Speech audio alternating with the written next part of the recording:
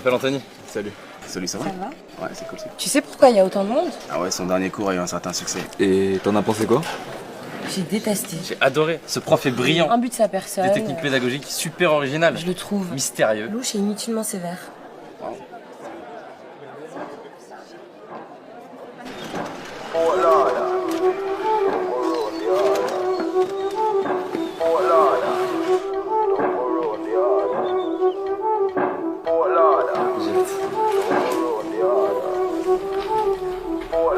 Surtout te fais pas remarquer et reste bien attentive. Pourquoi?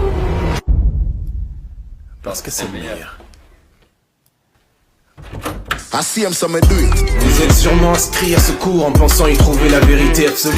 Some do it. Eh bien, je peux tout de suite vous dire Hey yo, que vous aviez raison. just touched down and out of Do it. Je suis le professeur Guillaume Détales et bienvenue dans mon cours de psychologie sociale. Some do it. Comme on préfère l'appeler, comment sortir de la friend zone.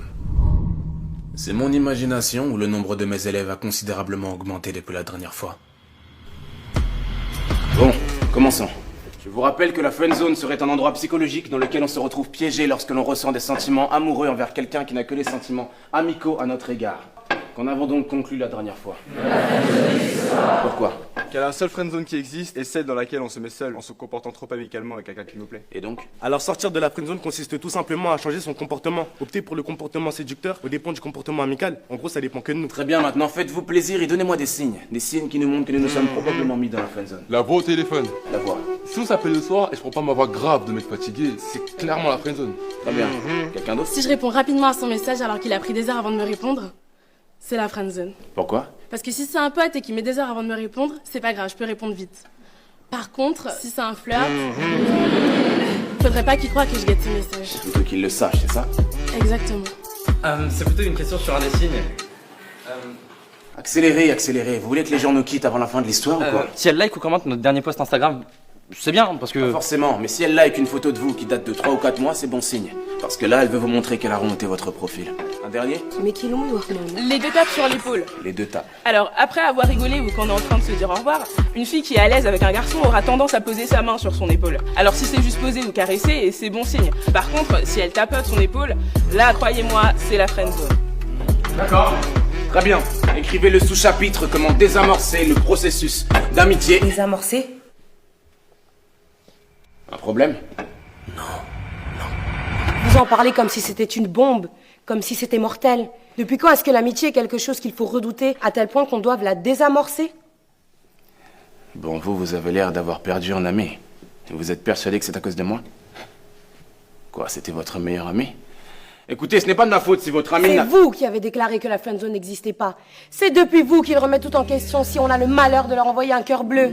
Vous avez créé des monstres incapables de se contenter d'amitié. Depuis vous, dès qu'ils ont l'impression de détecter un signe d'une soi-disant friendzone, ils ont subitement envie d'en sortir. Parce que vous les avez encouragés à en avoir peur, à voir ça comme quelque chose de vexant, comme quelque chose qu'ils doivent désamorcer. Alors qu'au contraire, ce que vous n'avez pas dit, c'est que lorsque quelqu'un vous considère comme un véritable ami, vous comptez vraiment. Et bien plus qu'un énième crush comme on en croise 1 million dans une vie. Bien plus. Vous avez créé des monstres.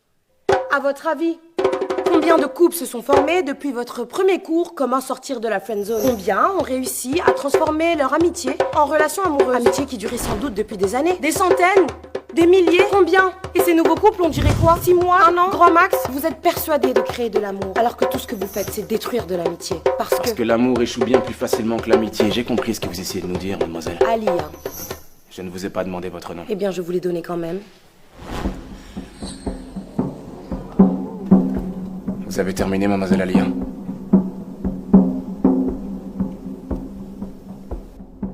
Reprenons. Vous avez créé des monstres.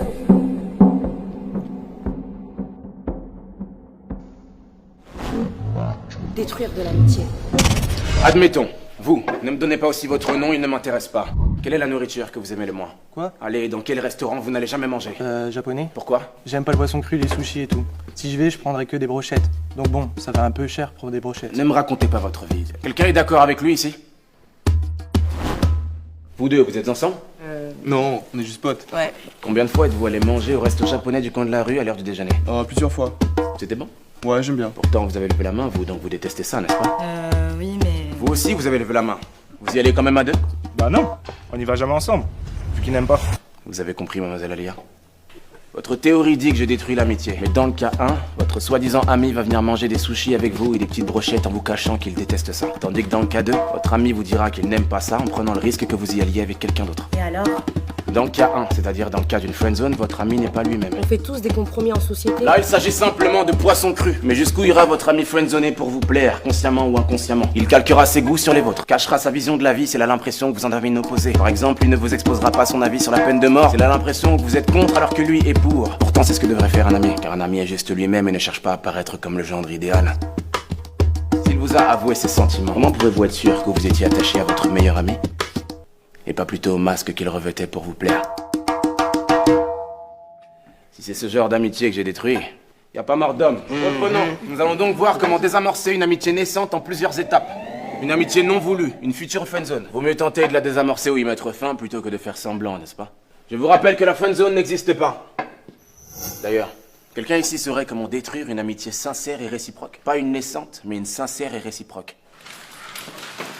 Allez, un peu d'ingéniosité. Dites-moi comment détruire une amitié sincère et réciproque. En créant de la jalousie? Non. En prenant ses distances? Non. Et si vous nous donniez la réponse tout de suite? Parce qu'on va donner toutes les réponses possibles et inimaginables et vous allez nous donner la réponse géniale auquel personne n'aurait jamais pensé. Alors, épargnez-nous tout ce suspense, non?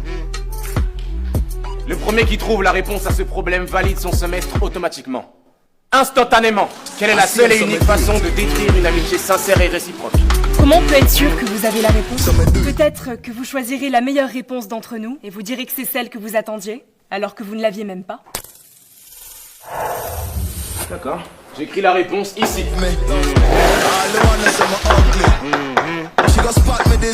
Vous avez jusqu'à la fin du cours pour la trouver. Avec vos histoires de sushi, vous vous rendez compte que vous dites presque si l'ami n'est pas sincère, c'est de notre faute? Vous lâchez pas le morceau, vous? Mais c'est de la faute des théories comme les vôtres en fait. Comment un ou une amie qu'on connaît depuis des années peut basculer de l'autre côté, subitement? Mais lui avez-vous dit clairement qu'il n'y aurait que de l'amitié et jamais autre chose entre vous? Non, mais... Alors il a le droit de tenter sa chance puisque la friendzone n'existe pas. Mais on n'a pas forcément besoin de le dire en fait. Ça se voit dans l'attitude quand c'est qu'amical et que ça ne peut rien être d'autre. N'importe qui le verrait, vous croyez? À part quelqu'un à qui vous avez monté la tête avec vos théories, n'importe qui serait capable de détecter une attitude purement amicale. On parie? Donnez-moi votre numéro de téléphone. Quoi? Vous voyez l'homme de ménage à l'extérieur de l'amphi? Il s'appelle Richard, il travaille dans cette université depuis un peu moins d'1 an et il est homosexuel. Allez lui parler, invitez-le à sortir comme manger ou ce que vous voulez. Invitez Richard mais purement amicalement comme vous dites. Vous prétendez que n'importe qui reconnaîtrait votre attitude amicale. Mais si Richard croit plutôt que vous lui faites des avances, alors il vous dira qu'il est homosexuel et qu'il n'est pas intéressé. Dans ce cas-là, je gagne le pari. Et dans le cas contraire, s'il accepte le rendez-vous, c'est qu'il aura reconnu vos intentions purement amicales. Et là, c'est vous qui gagnez le pari. Facile. Mais je n'aime pas les tricheurs, alors donnez-moi votre numéro de téléphone et cachez un écouteur dans l'une de vos oreilles. Je vous appelle en haut-parleur pour que tout le monde puisse entendre votre conversation avec Richard. Alors, pari tenu?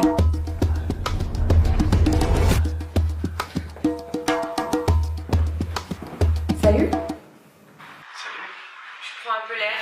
Ce cours est super ennuyant. Oh, soyez un peu plus crédible. Du monde, hein? Ouais. Vous avez déjà fait de la psychologie sociale? La conseillère d'orientation, ça compte. Vous sympathisez, là, vous trichez, proposez-lui. J'ai pas vraiment d'amis et j'ai personne avec qui aller manger, donc Wow. ça vous dit qu'on aille manger un truc ce soir, ensemble? Ce soir? Ça vous dit? Ouais. Vous acceptez? Oui. Donc vous acceptez de venir manger un truc avec moi ce soir? Ouais. Tu me plais bien, donc... Hein? Enfin mais, Richard, vous êtes homosexuel. Homo quoi? Mais vous êtes un menteur! J'ai gagné. Mais vous m'avez dit qu'il était gay! Si je ne vous avais pas fait croire qu'il était gay, vous... J'aurais fait autrement! Oui, vous n'auriez pas été vous-même. Là, le croyant gay, vous n'aviez aucune crainte de lui plaire, alors vous avez eu une attitude amicale tout en étant vous-même. Mais il a quand même cru que vous lui faisiez des avances, parce que chacun sa sensibilité. J'ai gagné. Revenons en cours. Comment désamorcer une amitié naissante et non voulue? 1. Choisissez. Saisissez toutes les occasions de ne pas le ou la laisser choisir. Que ce soit le film que vous allez voir au cinéma ou la place où vous asseyez au resto. Imposez votre choix. Finalement, tu lui ressembles. À ce prof. Hein, tu lâches pas l'affaire comme lui. Mieux vaut l'agacer plutôt que d'être toujours d'accord avec lui, ouais. Mais fais gaffe à pas trop le pousser à bout. Parce que je pense pas que lui supporterait de réaliser qu'il a peut-être tort. Ne soyez pas trop visiblement à l'aise. Montrez de la timidité et de la réserve. On est trop à l'aise avec un ami, pas avec un amant. 4. Soyez plutôt distant que trop présent. Ignorez-le ou là pendant 2 jours et revenez comme une fleur le 3e. Laissez l'autre revenir vers vous. 5. Non. Yes, c'est la fille qui m'a friendzoné, monsieur. Non, ne répondez pas. Ne répondez pas! Allô? Oui, tu m'as demandé de t'appeler. Qu'est-ce que je dis? Il y a plein de choses que tu ne sais pas de moi. Écoute Charles, si c'est encore par rapport à ce dont on a parlé, je te répète pour la énième fois que je te considère comme un simple ami. Je suis désolée si t'as compris autre chose, mais... Tu n'as jamais été une amie pour moi. D'accord, tu me l'as dit 10 fois, j'ai compris, d'accord. Mais s'il te plaît, Charles, arrête. Tu m'appelles tous les jours, c'est bon, j'ai compris. Tu commences réellement à me faire peur, en fait. Lâche l'affaire, s'il te plaît. Allô? Alors c'est bon? Elle va me rappeler, c'est ça? C'est quoi la prochaine étape? Vous allez me sortir de la friendzone, monsieur? Hein? La friendzone n'existe pas? Asseyez-vous et fermez-la. Vous ouvrez encore la bouche sans que je vous ai donné l'autorisation et je vous mets à la porte à tout jamais. Vous avez compris? C'est vous. C'est depuis vous. Vous avez créé des monstres. Des monstres!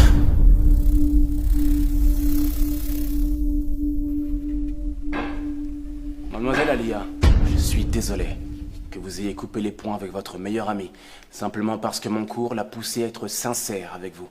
Désolé qu'il vous ait menti depuis le jour de votre rencontre. Je suis désolé qu'il n'ait pas continué à ravaler ses sentiments sans vous le dire, pour que vous puissiez garder un ami fidèle, un toutou, qui va toujours de votre sens et qui vous regarde avec des yeux pleins d'étoiles pour vous permettre de faire le plein de confiance en vous et votre petite personne. Je suis désolé. Mais ne nous faites pas croire que vous ne le saviez pas. Vous faites semblant d'être remonté contre moi et mon cours, alors que vous n'arrivez simplement pas à avaler le fait qu'il vous estimait bel et bien comme un énième crush comme on en croise 1 million dans sa vie. Il était votre meilleur ami. Mais vous n'êtes visiblement pas assez bien pour être la sienne. Faites avec.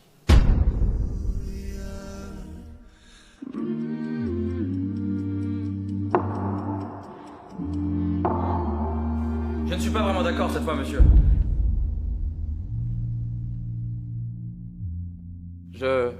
Enfin, peut-être que son meilleur ami la considérait vraiment comme son ami, sincèrement. Ah, c'est donc lui, ton ex-meilleur ami. Mais que suite à votre cours, qui était génial, peut-être qu'il s'est dit que s'ils s'entendaient si bien, peut-être que ce serait du gâchis de ne pas tenter de se mettre ensemble. Et puis, peut-être qu'à force d'y penser, il a fini par lui faire part de tout ça. Mais que ça a brisé quelque chose entre eux et qu'ils ont préféré s'éloigner. Mais de là à dire que l'amitié n'était pas sincère... Je vous avais dit que le prochain qui ouvrait la bouche dans mon cours sans mon autorisation serait mis à la porte, alors fichez-moi le camp. Je dis fichez-moi le camp! Vous croyez où là? J'ai une tête de psy conjugale ou quoi? Vous croyez pouvoir venir dans mon cours, raconter vos sornettes quand il était en plateau télé? Et vous aussi, mademoiselle, vous créez des monstres. Sortez de mon cours et ne revenez jamais.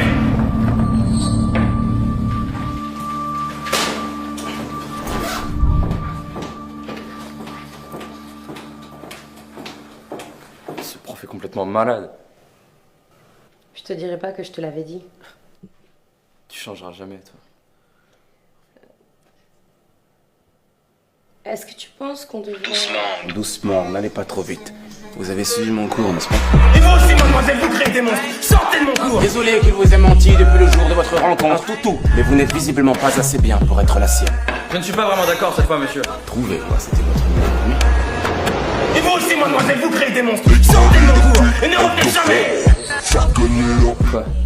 Non, rien. Vous savez alors comment désamorcer une amitié. Si vous voulez la réamorcer, faites l'inverse. Hein? Choisissez. Faites l'inverse, laissez-le choisir. Du moins, faites-lui croire que c'est lui qui choisit sa situation. Si tu m'avais dit ce que tu pensais comme tu l'as dit tout à l'heure, j'aurais peut-être mieux compris. Étape 2. Mieux vaut l'agacer que d'être toujours d'accord avec lui ou elle. Faites l'inverse. T'as raison. Soyez pas trop visiblement à l'aise, montrez de la timidité et de la réserve. Le contraire, détendez-vous. 4. Soyez plutôt distant que trop présent. Anthony? Ouais.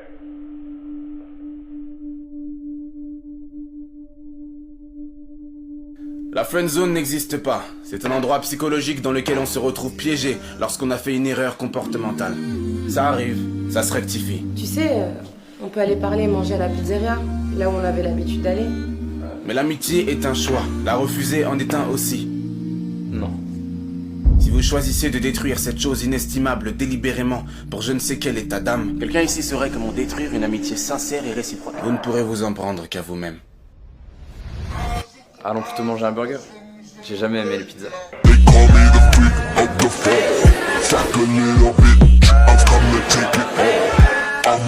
tapes sur l'épaule.